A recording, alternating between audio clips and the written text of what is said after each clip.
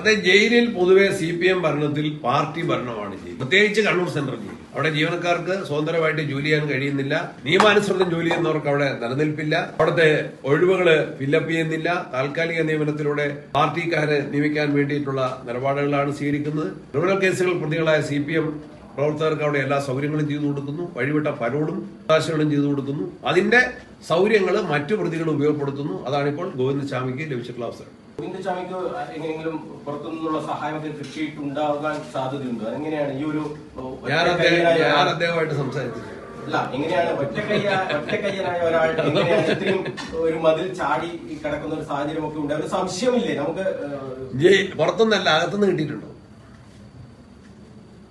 അകത്തുനിന്നോ പുറത്തുനിന്നോ എന്ന് ഇപ്പൊ അന്വേഷിച്ച് കണ്ടെത്തേണ്ടത് ഞങ്ങളാരുമല്ല.